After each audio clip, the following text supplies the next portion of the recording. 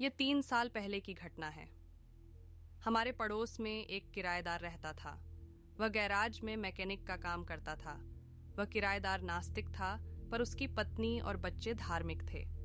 उसकी पत्नी अपने घर के लिए तरस रही थी और किस्मत से उसे होम लोन की समस्या से छुटकारा मिल गया और उसने एक अच्छा घर खरीद लिया। अब यहीं से कहानी शुरू होती है।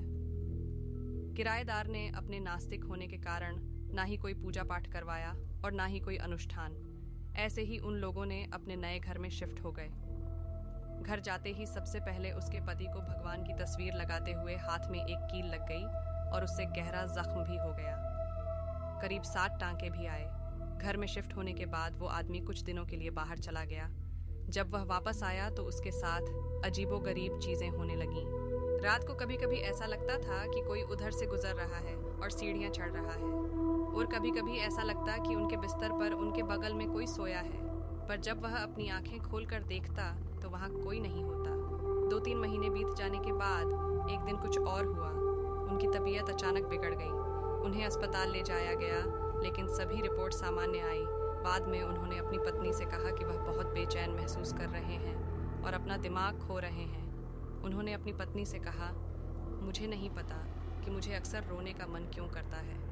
एक आदमी बिना किसी भी कारण के क्यों रोना चाहेगा? और पता नहीं क्यों मुझे ऐसा लग रहा है कि मैं अनाथ हो गया हूँ और सब मुझे छोड़कर जा रहे हैं। इससे मुझे रोना आता है।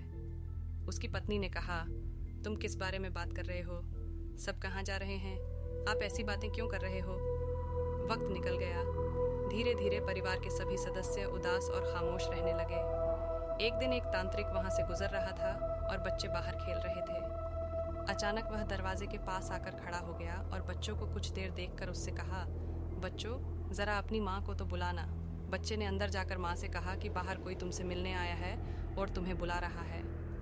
बच्चे की माँ को देखकर तांत्रिक बोला, बेटा, अपने बच्चे का ख्याल रखना, इसके साथ कोई अनहोनी होने वाली है।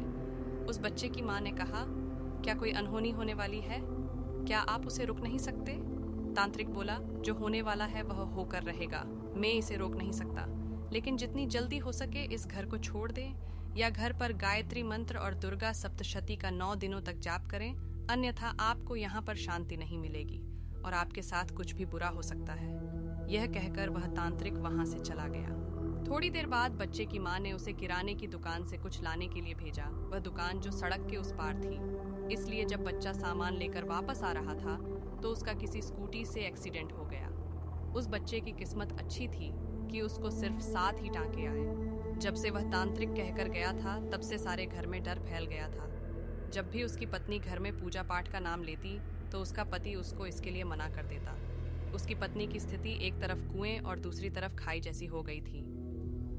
एक दिन उनके घर उनके कुछ रिश्तेदार उनसे मिलने आए जो भजन कीर्तन में लीन रहते थे। जब वो लोग वापस जाने लगे तो बोले कि तुम जल्दी से ये घर छोड़ दो, नहीं तो कुछ भी हो सकता है। हमें यहाँ अच्छा नहीं लग रहा है। फिर कई लोगों से सलाह मशवरा करने के बाद वह उस घर को छोड़कर चले गए। फिर कुछ महीने बाद उसकी पत्नी एक जवान लड़की से बात कर रही थी और बातचीत उस घर के बारे में हुई, और तब उस महिला ने कहा कि यहाँ एक लड़की छत से गिर गई थी और उसकी वही मौत हो गई थी।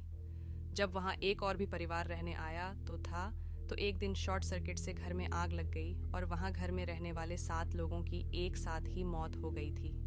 यह घटना उस घरड़ी महिला के विवाह के समय की है।